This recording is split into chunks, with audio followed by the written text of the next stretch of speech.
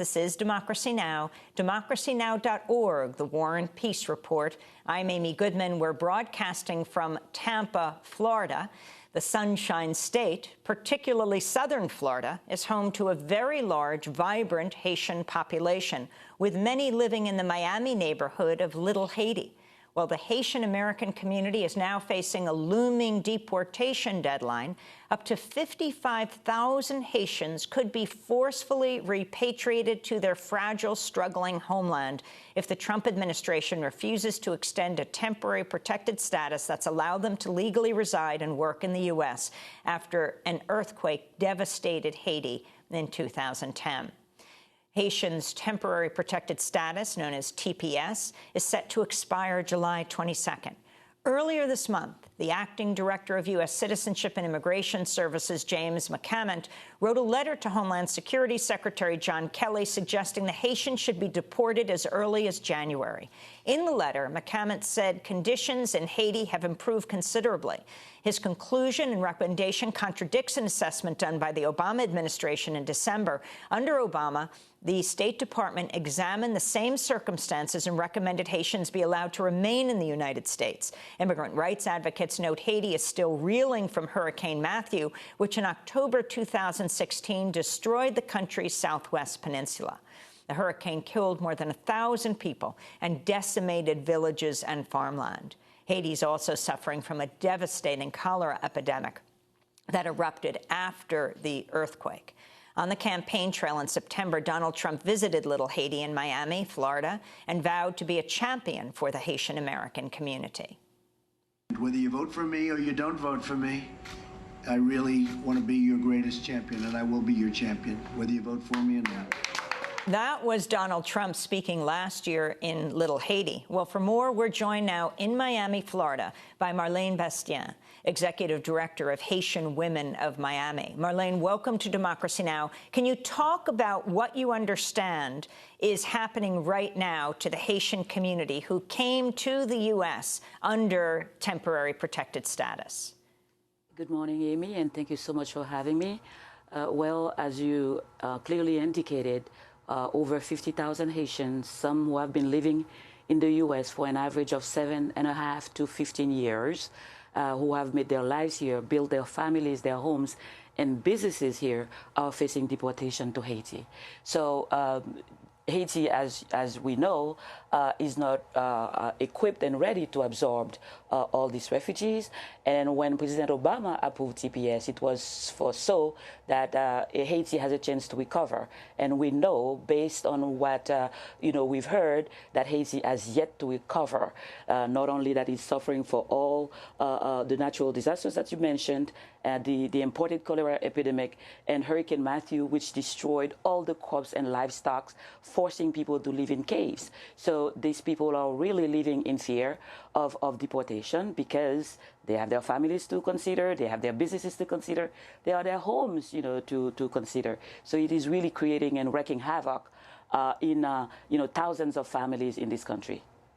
Can you describe Little Haiti to us? Last night, we were just in Miami. I was speaking to a Haitian man who talked about the fear that the whole community is facing right now. How many Haitians live in Miami? And the 55,000, though, goes well beyond Miami, right? It's throughout the United States in places, yes. For example. Another concentration of Haitians is New York.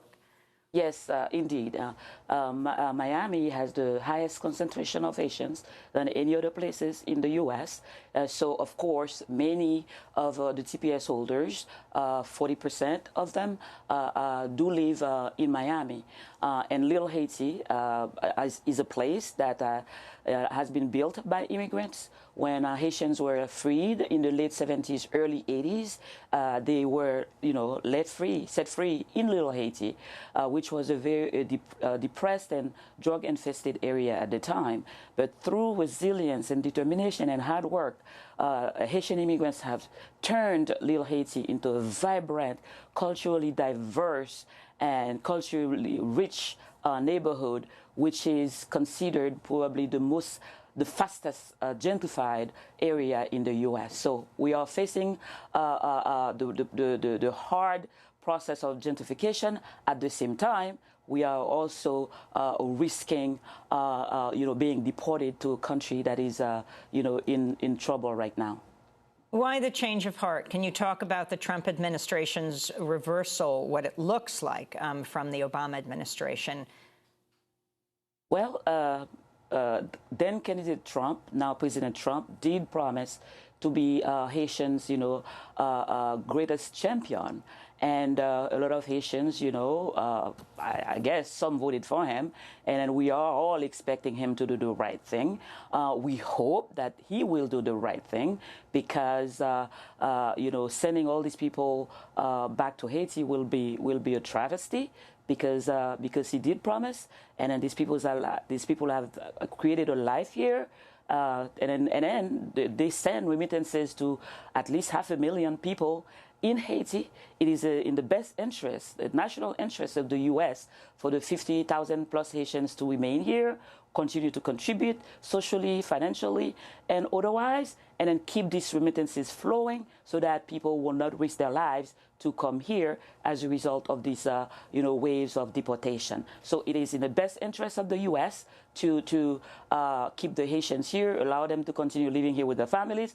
Plus, it is the humane thing to do. And President Trump needs to keep his promise because in Creole we say a promise is a debt. Promesse, c'est dette. A promise is a debt. About 500 Walt Disney World employees could be impacted by the looming removal. Can you talk about Disney World in Orlando coming out for the continuation of TPS? Yes, so the CEOs of Disney World did come out over a week ago advocating for TPS because they have over 500 employees who have been model employees because Haitian immigrants, like most immigrants in this country, are hard-working people.